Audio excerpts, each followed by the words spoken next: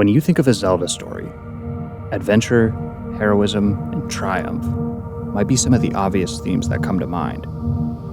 Less obvious could be responsibility or grief and sorrow. These themes are most often articulated through dialogue and cutscenes, written explicitly into each character encounter and story event. But another, more inconspicuous method often used in Zelda is through the environment itself. Subtle narrations by way of the world and its atmosphere, fostering a special type of storytelling that integrates a more subtle, poetic art form, ambience.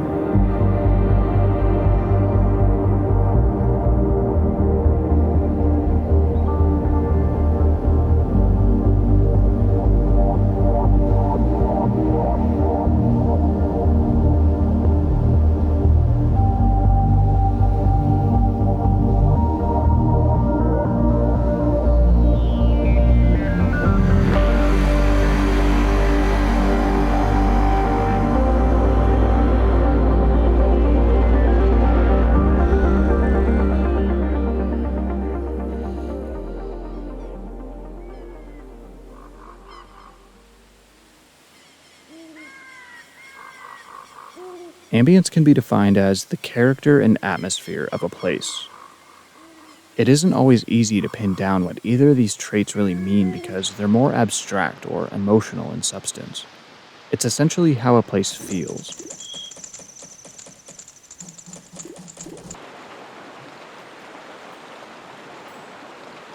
This can be easy to overlook when it comes to storytelling, but it's an essential ingredient to one of Zelda's core foundations, exploration.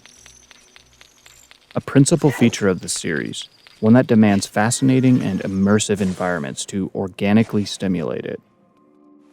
Discovery may be its main driving force, but exploration is fueled and sustained by something more subtle, something that can be felt. A world worth exploring is captivating, it lives and breathes, and it emits an extraordinary immersive ambience. This is where Zelda shines. Masterfully crafted environments with breathtaking visuals, elegant audio design, and emotional musical compositions are some of the series' most memorable qualities. These typically work together to create atmosphere and ambience that supplements a dialogue-driven theme or narrative. Titles like Ocarina of Time and The Wind Waker feel adventurous and heroic, and they complement these themes with exciting and optimistic ambiences, while Majora's Mask and Twilight Princess accommodate their stories with an ambience that's dark and foreboding. What's notable here, however, is that these narratives are primarily upheld with a precise exposition, explicit dialogue and cutscenes, necessary to the stories and underlying themes. And this kind of direct or linear design is how almost every main Zelda story is told.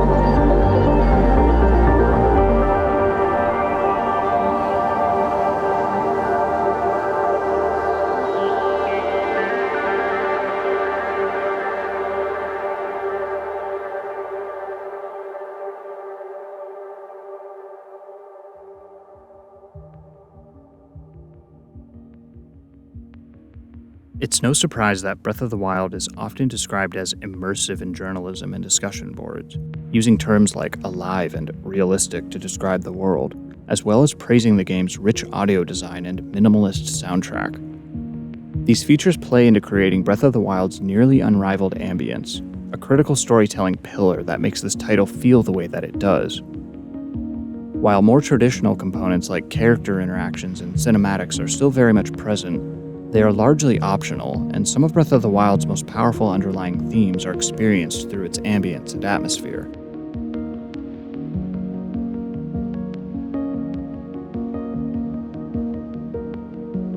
Breath of the Wild's development was led with a central goal: break the conventions of the Zelda series.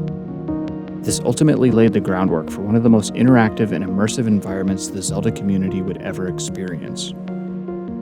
Heavy emphasis was placed on how the world should feel. Immersion and natural authenticity were paramount. The team used the real-life geography of Kyoto to give this Hyrule a genuine sense of scale, creating realistic feelings of distance and time while traveling. Physics and chemistry were also an area of focus.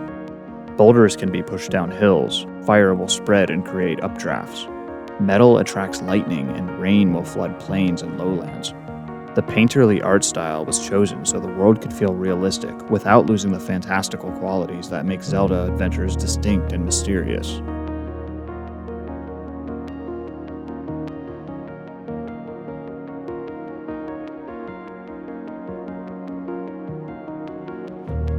For sound director Hajime Wakai, breaking conventions meant a focus on ambience and the environment, a special emphasis that led to a very particular attention to detail in Breath of the Wild's sound design.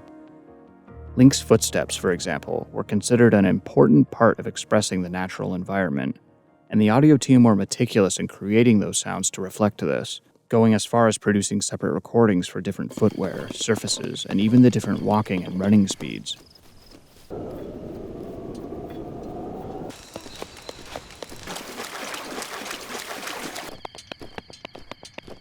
Objects like weapons and materials make different noises when hitting different surfaces, and the equipment Link carries has distinct audio depending on what it's made of, how big, small, or heavy it is, or how fast Link is traveling with it. Even Link's different outfits affect how these sounds were produced.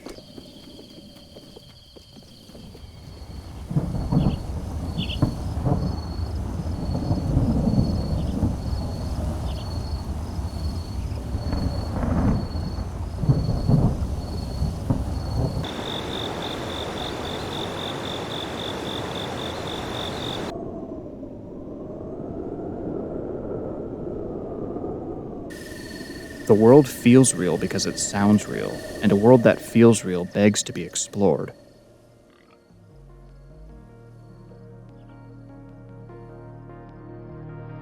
This logic is part of a sequence that Breath of the Wild uses to tell its story, and more specifically, express its themes of loss, failure, and restoration.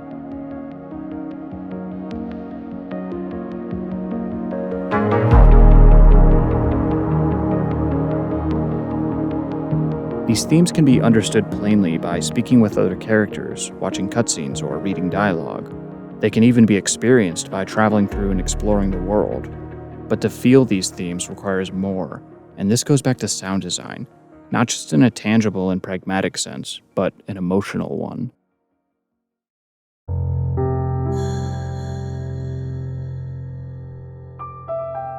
Music is perhaps one of the strongest art forms of emotional expression.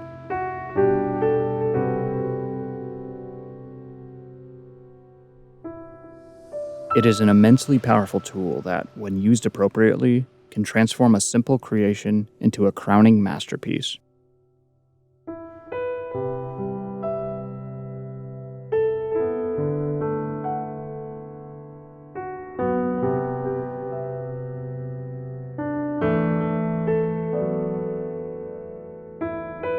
All Zelda stories have used music to accompany Link's adventures. It's a staple of the series, and one that it simply cannot do without. Compositions ranging from simple one-piece melodies to entire epic orchestrations, each relaying a corresponding theme or sentiment. It's exceptionally rare in the series to experience an ambience without music at the forefront of the soundscape.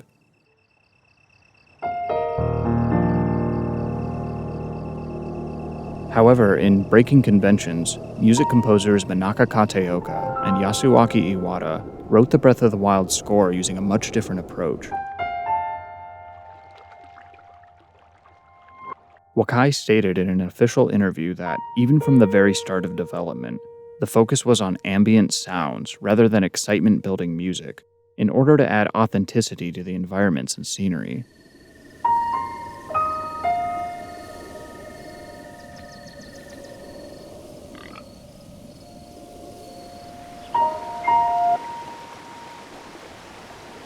Absent are the typical heroic sections of brass and percussion.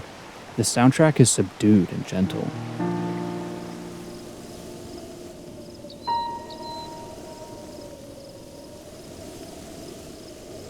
No longer does it escort Link through his adventure, but instead serves nature and the environments he travels in.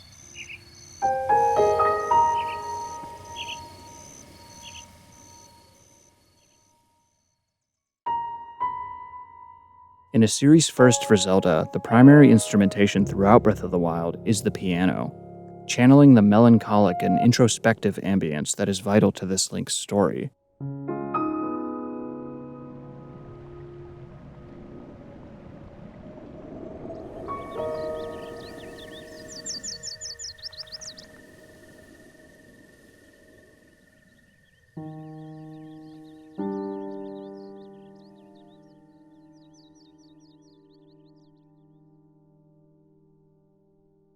Though Wakai expressed his initial uncertainty of emphasizing the piano in the score, the team's intuition was spot on for Breath of the Wild's story.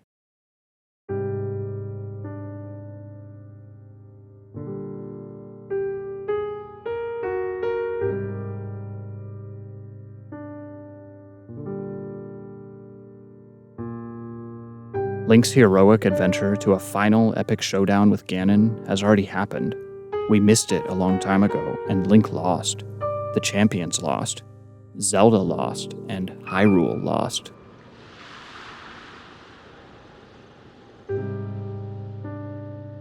All that's left are remnants and scarred land, ruined over 100 years ago because of Link's failure, which he can't even remember.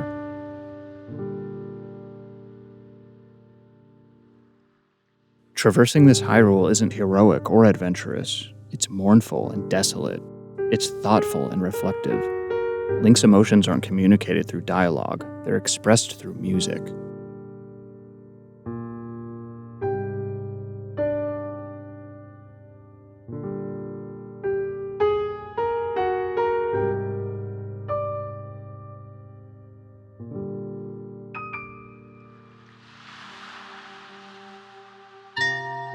There's a reason the piano was chosen for this Link and this Hyrule, and it wasn't to merely break conventions or be different.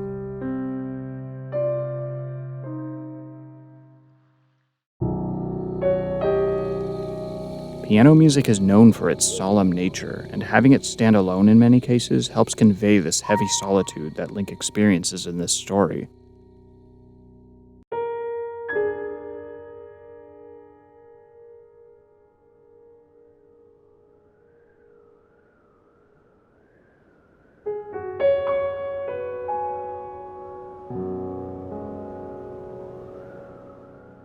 These sparse, peaceful notes harmonize with the environment and communicate its subtle messages.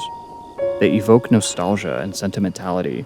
They nurture solitude and introspection. Link wanders the land, not simply on a heroic adventure. He's coming to terms with the loss of the kingdom and everyone he knew within it, all while trying to restore his own mind and lost memories.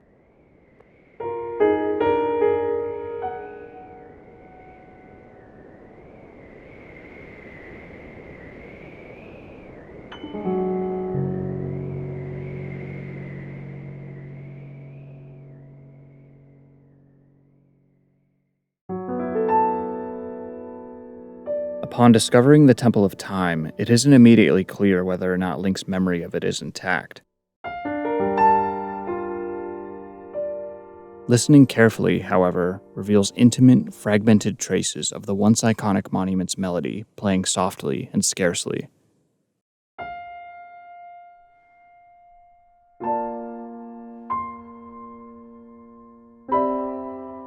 This is, in fact, the Song of Time. The notes and progression are the same, but they're played differently, slowly and spread apart. The broken tempo captures the calm sorrow and vague familiarity that Link almost certainly feels while searching through the temple's ruins.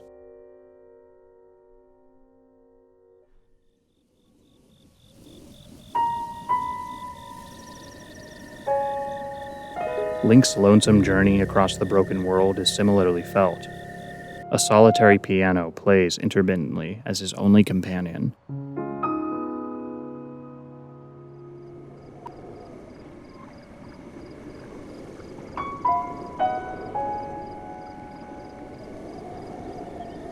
He wanders through Hyrule, constantly reminded of the loss that he can only vaguely trace back to his own failure.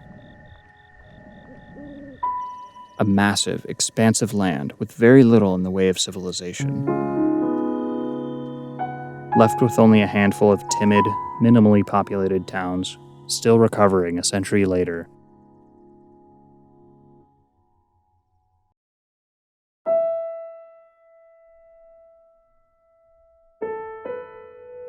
Silent, desolate relics scatter the rest of the world, gently decomposing into Hyrule's ecosystem.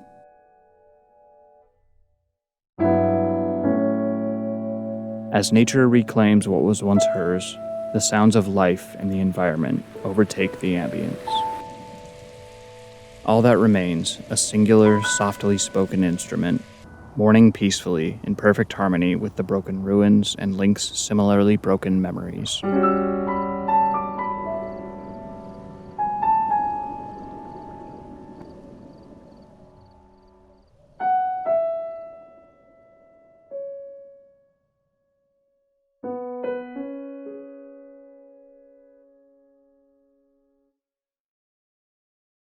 But Hyrule isn't all loss and failure.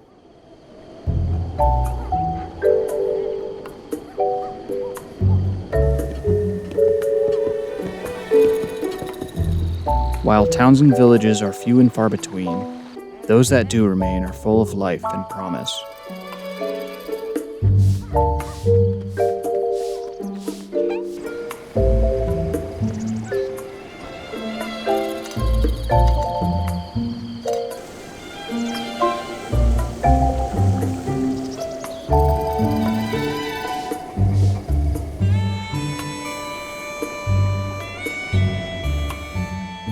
Ambience now tells a much different story. Once lonely and remorseful, now full of hope and restoration.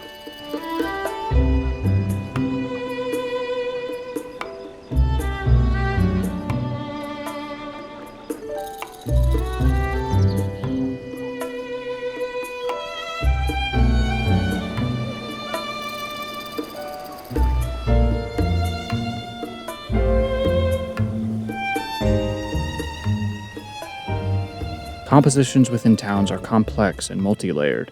They use a massive variety of different instruments that reflect each region's people and their cultures.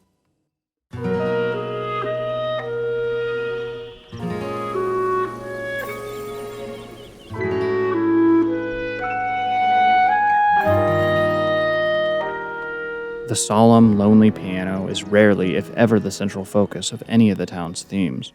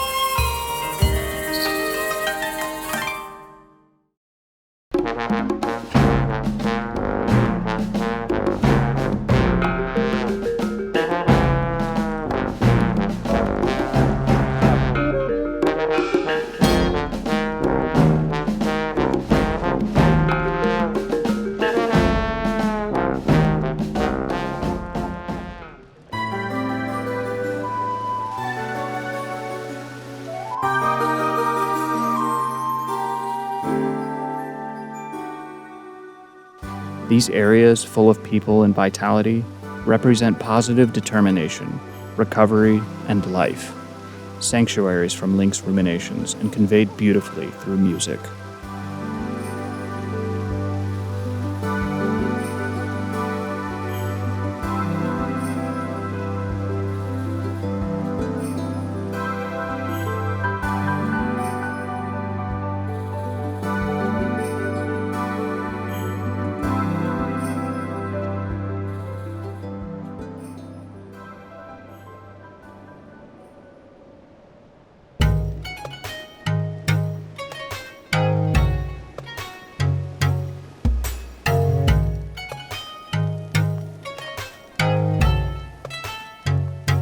Different areas of Hyrule inspired different emotions and feelings, but Breath of the Wild took this a step further. While the music changes with each new area Link travels to, as it always has in the series, it also changes with the time of the day.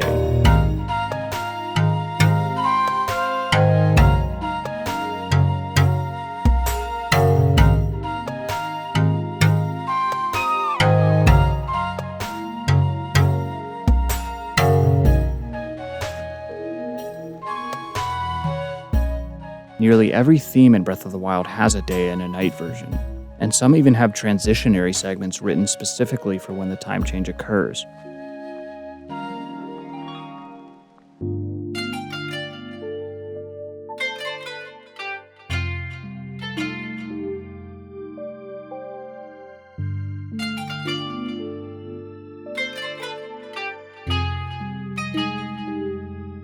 This kind of dynamic composition is perhaps best showcased at one particular settlement.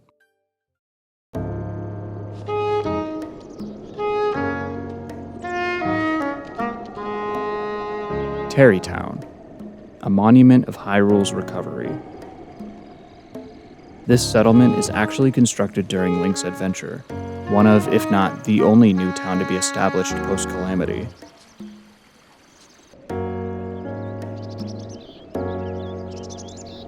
Hyrule's people do not only survive, they expand and flourish.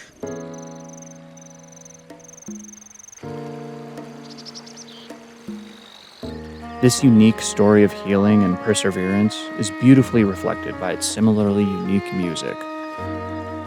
New layers of instrumentation are added as each new race makes their home here, and, like the town, the melody becomes fuller and happier with each new addition.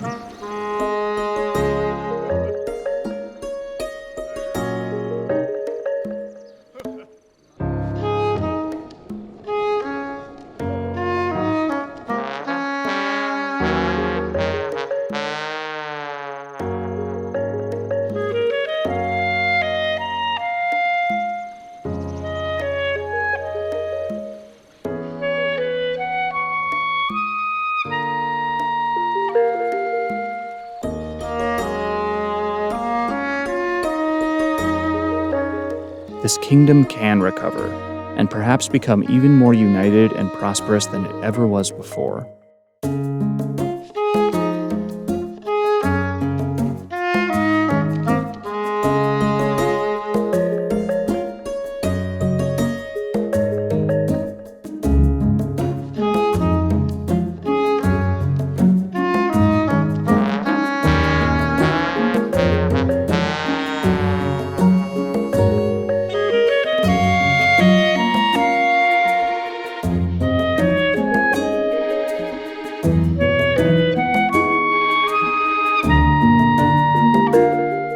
This ambience is special. It communicates Breath of the Wild's theme of restoration. Link will still contend with loss and failure as he continues his journey, but this rare symbol of hope warrants a promising possibility for Hyrule.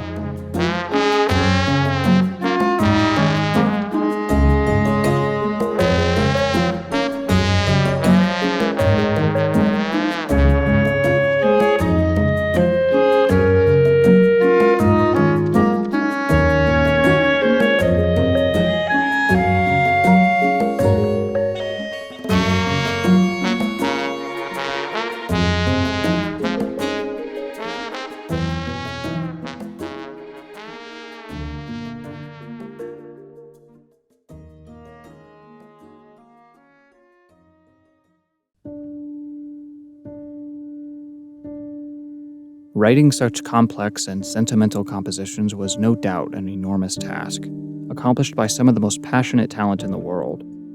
It was an integral part of Breath of the Wild's formula that the developers took very seriously, and it played heavily into creating the artistic ambience that could effectively express this unique story's themes and emotions. Realism and believability were important considerations in designing Hyrule. With a lifelike sense of scale, cyclical weather patterns, and interactive physics, the world genuinely feels authentic.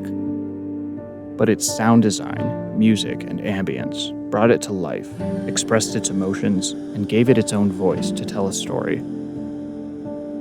Breath of the Wild's ambience is unlike any other in the Zelda universe. It didn't simply complement a story, it told one of its own. It conveyed messages and subtle themes that could be felt.